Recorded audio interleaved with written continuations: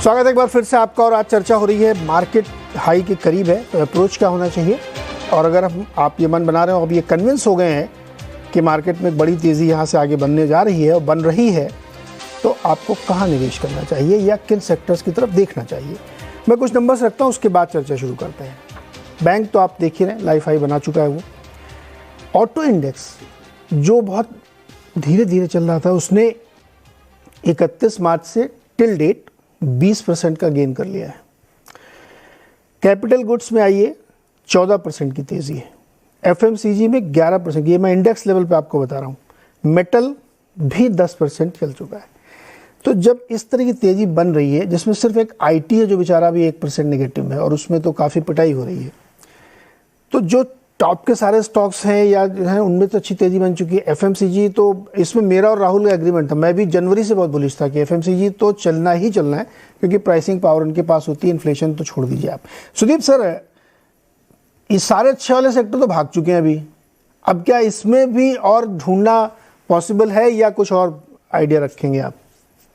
नहीं जी, बिल्कुल ढूंढना पॉसिबल है। और भी दो चार सेक्टर में जरूर बताना चाहूंगा। डोमेस्टिक फार्मा, इसमें भी बहुत अच्छा ट्रैक्शन हम लोगों को लग रहा है और उसमें जरूर ध्यान देना चाहिए।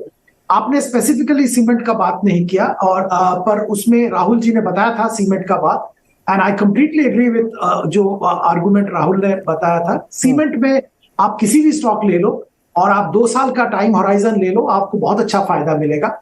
एफएमसीजी में स्पेसिफिकली मैं बताना चाहूंगा, जो आप परसेंटेज दिखा रहे हैं, इसमें आईटीसी का कंट्रीब्यूशन सबसे ज्यादा है। पर आने वाले दिनों में मुझे लगता है कि एचयूएल, डाबर जैसे कंपनीज जिनका रूरल मार्केट में बहुत बड़ा हिस्सा बिजनेस का है, वहां पे अच्छा ग्रोथ देखने को मिलेगा। जैसे जैसे रूरल मार्केट का इकोनॉमी इंप्रूव करेगा, तो ये स्पेसिफिकली मैं बताना चाहूंगा। इसके अलावा मैं ये बताना चाहूंगा कि ऑटो और मेटल्स, इसमें मेरे व्यूज थोड़े अलग हैं। मेटल्स में तो मेरा अवॉइड रिकमेंडेशन रहेगा, क्योंकि चाइना में जो मेटल का सबसे बड़ा दुनिया का कंज्यूमर है और मेटल प्राइसेस कुछ हद तक चाइना के डिमांड के ऊपर डिपेंड करता है, वहां पे ग्रोथ एक्सपेक्टेशन के मुताबिक नहीं हो रहा है, और शायद ऐसा कुछ बड़ा ग्रोथ दिखेगा भी नहीं, क्योंकि उनका फोकस डोमेस्टिक कंजम्पशन एनकरेज करने में है, as oppose to infrastructure build and cap goods build.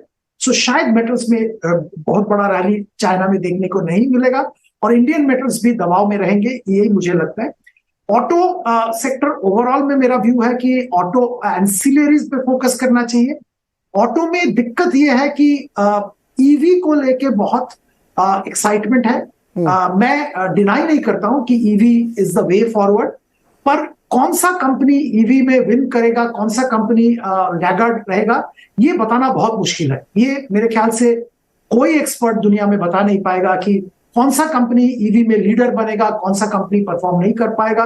तो यहाँ पे बेट करना थोड़ा डिफिकल्ट लग रहा है और अवॉइडेबल लग रहा है। अगर किसी चीज में बेट करना है ऑटो में, एंसिलरी में बेट किया जा सकता है, क्योंकि वहां पे बहुत अच्छा सेकुलर ग्रोथ देखने को मिलेगा, क्योंकि उनके लिए ईवी इंडस्ट्री को सप्लाई करना मुश्किल नहीं है।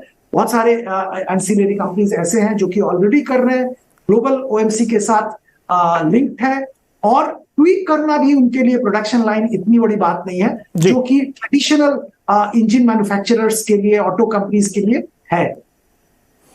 सीमेंट कंसेंसस भाई, राहुल जी आपने कहा था सीमेंट में कुछ भी खरीद लें। अच्छा, बैंक और फाइनेंस में नहीं लग रहा आपको कि और बहुत बड़ी तेजी इसमें बनेगी?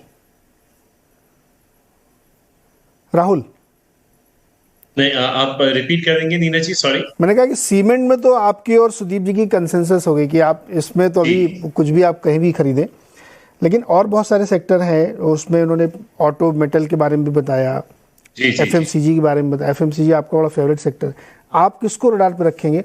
और बैंक और फाइनेंस में, खासतौर पे माइक्रो फाइनेंस पे कोई आइडिया आपका? माइक्रो फाइनेंस पे आई थिंक नीरज जी अगर खेलें तो there are ways to play it. I think एक तरफ से आप इंडसइंड बैंक को भी खेल सकते हैं, क्योंकि उन्होंने भारत फाइनेंशियल को अक्वायर कर लिया था। You can play through Equitas, क्योंकि वहां पे एक मर्जर भी हो गया था। तो I think there are ways to play it.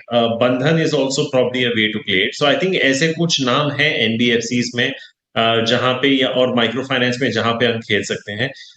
एक इंटरेस्टिंग चीज नीरज जी, क्योंकि देखिए हम 18,000 almost we are practically new highs.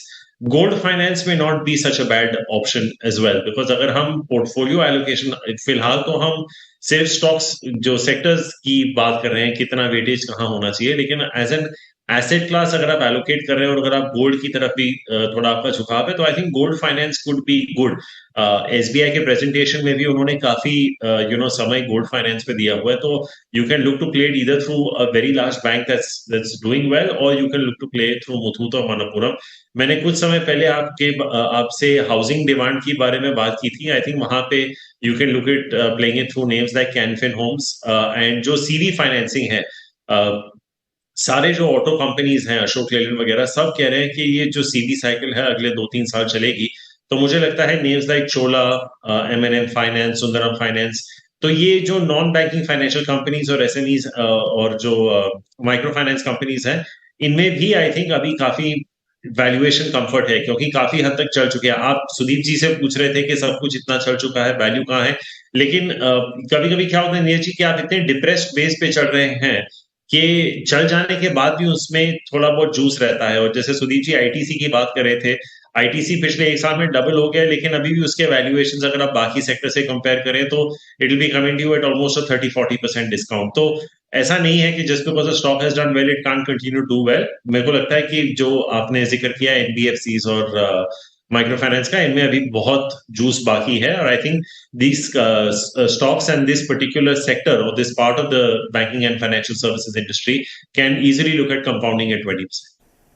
लेकिन आपका जो फेवरेट है एफएमसीजी, उसमें तो ज़्यादातर कंपनियां, मतलब आप आईटीसी को चलिए अलग कर दीजिए, ज़्यादातर कंपनियां उसमें खूब बढ़िया रिटर्न दे चुकी हैं या दे रही हैं. इंडेक्स भी अपने हाइस पे चल रहा है. उसकी जो मिड कैप कंपनीज है उसमें थोड़ा सा डर लगता है, क्योंकि उनका इतना मार्केट डोमिनेंस नहीं होता. क्या अप्रोच होना चाहिए उस पर? नहीं, तो I think Neeraj ji, if you are playing consumer, अगर आप मिड कैप्स में जा रहे हैं तो then you would be looking at names like Godrej, Marico, Dabur. वहां पे अगर वो स्टॉक्स खेलने ही हैं तो मेरा काउंटर होगा, why not Britannia, Hindustan Lever, ITC. We don't have to buy those names, right? I think Emami has had its challenges. I think product concentration बहुत है, promoter pledges बहुत है. मैरिको का एक ही है कि there is one product, one raw material which is a very very important raw material for them. So ये कुछ कंपनियां ऐसे हैं जो इतने डाइवर्सिफाइड नहीं होंगे जितने इनके लार्जर पीयर्स हैं. गोदरेज को अगर हम देख लें, I think they operate in almost 12 countries Neeraj ji. तो हर एक कंट्री की एक अपनी चैलेंज होगी, क्रॉस करेंसी इश्यूज होंगे, हर एक कंट्री में अपना एक इन्फ्लेशन इशू होगा. उससे बेटर यही है कि आप फ्रंटलाइन कंज्यूमर स्टॉक्स खरीद लें कंज्यूमर स्टेपल्स में. लेकिन अगर आपको कंज्यूमर मिड कैप में जाना ही है तो मैं अभी भी कहूंगा कंज्यूमर डिस्क्रेशनरी ले लीजिए. हालांकि वैल्यूएशंस कंफर्टेबल नहीं है, लेकिन मुझे लगता है कि अगले एक साल तक ग्रोथ आता रहेगा, चाहे वो क्यूएसआर हो, चाहे वो होटल्स हो, क्योंकि अभी भी जिस तरह की स्पेंडिंग हम भारत में देख रहे हैं, और अभी रिसेंटली जो समर की छुट्टियां खत्म हुई हैं, जो हमने कंपनियों से बात की है, it's been quite amazing to hear the feedback from companies when they talk about occupancy rates या airfares वगैरह. तो आई थिंक अगर आपको मिड कैप्स में जाना ही है कंज्यूमर में, तो मैं as oppose to consumer staples, मेरा झुकाव थोड़ा कंज्यूमर डिस्क्रेशनरी की तरफ हो. एक बहुत इंटरेस्टिंग है राहुल जी और आप सभी लोग, मार्केट इतना हंग्री है और इतना ज़्यादा उसमें एपिटाइट है कि आप देखिए वंडरलैंड जैसा स्टॉक डबल हो चुका है, जबकि वो सिर्फ 3 शहरों में अभी अपने उनके अम्यूज़मेंट पार्क्स हैं. लेकिन इतनी डिमांड है कि कहीं से भी कुछ भी आदमी को अच्छी वैल्यूएबल चीज़ दिखती तो वो एकदम कूद के उसको लेता है. बट एनीवे, कोई रिकमेंडेशंस नहीं यहाँ पे. ये हमारे जितने भी गेस्ट लोग नाम ले रहे हैं स्टॉक के, आप खुद भी उनको पढ़िएगा और किसी और से भी एडवाइस लीजिएगा. ये सिर्फ इसलिए क्योंकि आपको समझ में आए. अनुराग जी, आप भारत में बैंकिंग सेक्टर में बहुत बुलिश रहते हैं. आप कहते हैं कि जब इधर कुछ लेना है तो फिर बैंक और यही सब लेना है. कुछ और पसंद नहीं आता क्या आपको? जोमेटो अभी नहीं पसंद आ रहा? इतना बढ़िया चल चुका है, देखिए क्या तेजी बन रही है उसमें. अच्छा नीरज, इसमें मैं थोड़ा समय लूंगा. आई थिंक देखिए कंपेयर करते हैं, बट देखिए ये लिमिटेशन हर उस इन्वेस्टर की है जो कि इंडिया के बाहर बैठा है और बहुत माइक्रो नजर नहीं रखता इंडियन मार्केट में, तो वी स्टिक टू सेक्टर्स जहां पर बहुत ऑर्गेनाइज्ड हैं, गवर्नमेंट का प्ले नहीं है और कंज्यूमर को डायरेक्टली फेस करते हैं। वो सेक्टर्स कौन से होते हैं? आपके बैंकिंग होता है, टेक्नोलॉजी आईटी सर्विसेज होता है जो कि एक्सपोर्ट ड्रिवन है, राइट, उसको एनालाइज किया जा सकता है coupling to US earnings. And then third is आपका डिस्क्रिशनरी, जहां पर कंज्यूमर को डायरेक्टली सेल होता है, उसमें ऑटोज हो गया, even cement we can call it, FMCG is a part of it. ये सेक्टर नीरज एक व्यू, थोड़ा सा नजरिया देखिए, अगर मैं भी वही बात कह दूं तो I am not saying just because of being contrarian, but Neeraj मेरा व्यू थोड़ा डिफरेंट है। ये बात जो जिसको लग रहा है कि सब सेक्टर बहुत चल चुके हैं, वाकई में सही है। कुछ ये इंडियन कॉन्स्टेंट इकोनॉमी जो है हमेशा सप्लाई कॉन्स्टेंट रहती है। I mean right from Bajaj scooter के लिए वेटिंग टू मारुति के लिए ब्लैक में खरीदना से लेकर के स्टॉक्स में भी मुझे लगता है कि हमारे यहाँ स्टॉक्स कम है और मनी उनको ज्यादा चेज कर रहा है, तो कहीं ना कहीं उस कांस्टेंट में हम हर चीज का प्राइस बढ़ा देते हैं और वो मेरे फ्रेमवर्क में नीरज बैठता नहीं है। तो बैंक सब बहुत महंगे हो गए नीरज। माई सेंसेस अगर यहाँ से नेक्स्ट लेवल ऑफ ग्रोथ नहीं आता है नीरज, तो फिर बैंक्स को भी थोड़े ठहराव की जरूरत है। I don't see a very quick, because देखिए नीरज उसको देखना होगा कि हमारी कॉर्पोरेट लेंडिंग अब नहीं हो रही है after 2008। I see the numbers by Morgan Stanley would say corporate lending is 57% of the GDP, which is very low now. It has to go up, but it is very low because there are reasons why the lending went up, and then people had bad experiences resulting into bad debts, right? तो अब वो वापस से वो दोबारा हाथ जलाने के लिए कोई बैंक तैयार नहीं है नीरज। तो ऐसे ही कुछ इश्यूज हैं नीरज। तो but ultimately, by the way, let me also say this Neeraj, जैसे बजाज स्कूटर और मारुति भी अच्छा किए, मार्केट्स भी बहुत गिरेगा नहीं, क्योंकि एक लिक्विडिटी सपोर्ट है जो उसको रोक रहा है, बट महंगा है। Sector to sector banking compare करते हैं नीरज, देखिए अब मेरी डायकोटोमी आप समझ सकते हैं कि मुश्किल होता है उसको फिट करना। यूएस में सिर्फ 4 बैंक्स को छोड़ करके, जो कि टू बिग टू फेल है, बाकी सारे बैंक्स नीरज बहुत सस्ते हैं। हमने पोजीशंस बनाई है, we believe US can't sustain only on 4 banks, so बाकी बैंक्स में भी इंप्लाइड गारंटी है। 1 साल 2 साल में कब चलते हैं पता नहीं, पर जब चलेंगे डबल या ट्रिपल हो जाएंगे, वहां पोजीशंस बनती है। Indian banks very expensive, they can only play on 15% of growth in the economy, lending growth, अगर वो आती है तो उस पर नजर रखें। बट यहाँ पे बेचने की जरूरत नहीं है, लेकिन खरीदने की भी बहुत जल्दबाजी करने की जरूरत नहीं है, स्पेशली जब मार्केट में 7% आपको फिक्स में रिटर्न मिल रहा है। कंज्यूमर सेक्टर्स नीरज कंपेयर करें, इंडिया में they are very expensive, US में they are very very cheap, because impending recession जो कभी आता नहीं है और आ नहीं रहा है, उसकी वजह से आप सारे सेक्टर्स देख लीजिए, आप अमेजॉन को छोड़ करके बाकी सारा कंज्यूमर डिस्क्रिशनरी नीरज बहुत ही सस्ते वैल्यूएशंस पर है।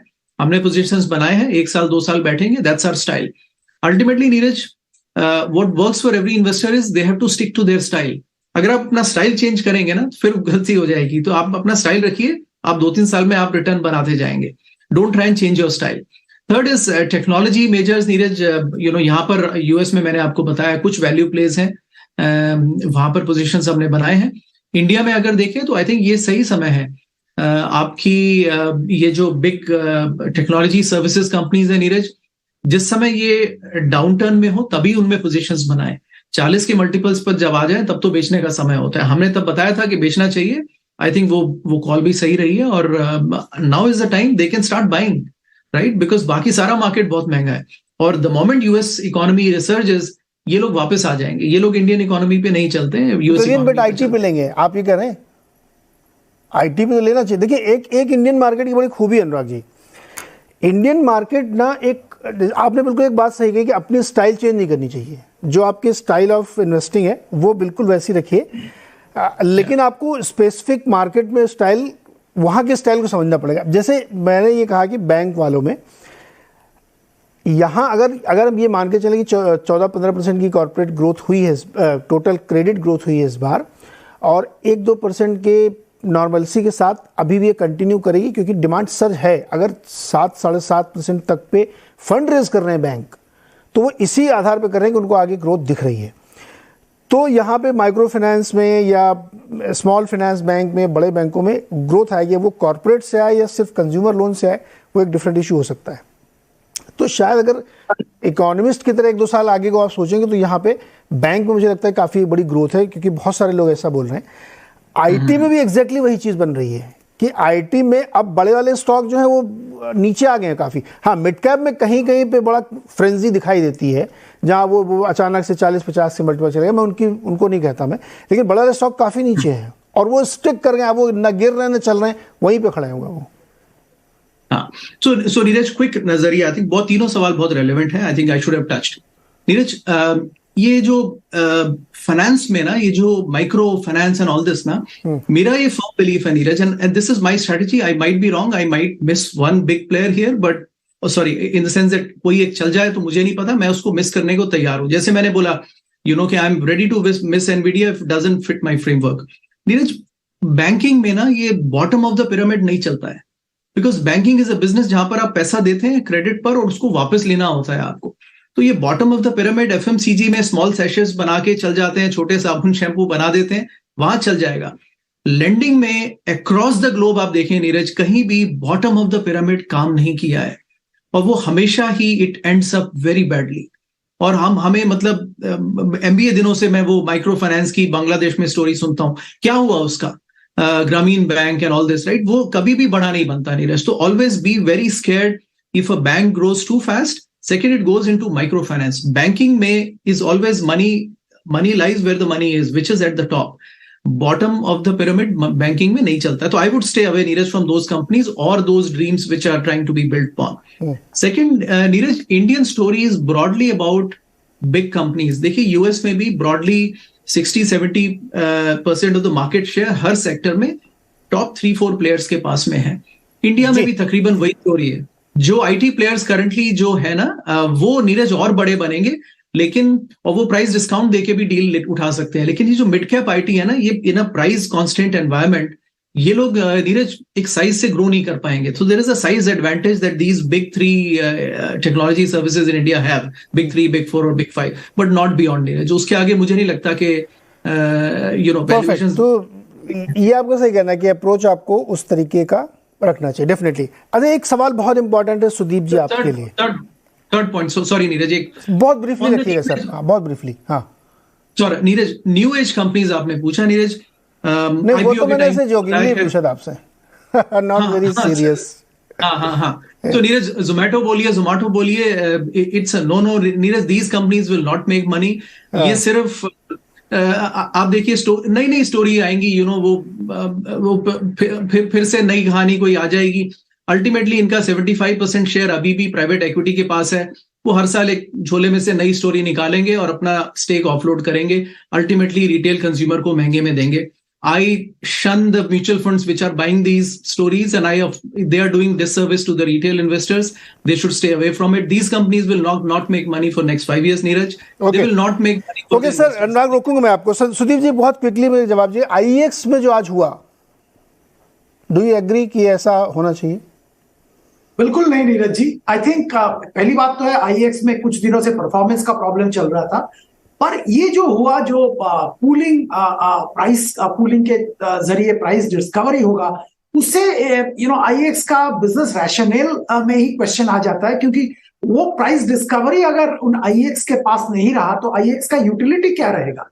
अगर पूल करके, बाकी सब एक्सचेंज के साथ पूल करके सेंट्रली कोई अदर मैकेनिज्म के जरिए प्राइस डिस्कवरी हो, तो फिर IEX का रोल ही खत्म हो जाता है। तो आई थिंक एक बहुत बड़ा सवाल खड़ा हो जाता है, जो रेगुलेटरी जो फियाट, ये कैसे अचानक ऐसे आता है, शेयर होल्डर्स है, लिस्टेड स्पेस में है, तो थोड़ा कंसर्न आता है investor, as an investor, as a market expert, कि ऐसे स्टेप्स शायद नहीं लिए जाने चाहिए। ये बहुत सोच समझ के ऐसे स्टेप्स अनाउंस भी करने चाहिए। शायद जो कंपनी की तरफ से बयान आया कि कंसल्टेशन होगा, इस पे फिर फाइनल डिसीजन लिया जाएगा, शायद ऐसे ही होगा, पर ऐसे अनाउंसमेंट्स भी नहीं आने चाहिए। ऐसे अनाउंसमेंट नहीं आने चाहिए, क्योंकि जब भी ऐसे फैसले तो उसमें इन्वेस्टर्स के लिए भी सोचना चाहिए कि आप उसके पूरे बिजनेस मॉडल पे ही क्वेश्चन मार्क अगर लगा देंगे तो बहुत दिक्कत हो जाएगी। तो मुझे लगता है कि शायद इस पे आगे हो सकता है कुछ सोचे गवर्नमेंट, या कुछ ऐसा करे भी। फिलहाल आज के लिए इतना ही। बहुत बहुत शुक्रिया आप सारे मेहमानों का जुड़ने के लिए और अपने वैल्यूबल थॉट्स हमारे दर्शकों के साथ शेयर करने के लिए। एंजॉय करिए, हेल्थ का ध्यान रखिए। अगले हफ्ते फिर मिलेंगे। बहुत बहुत शुक्रिया।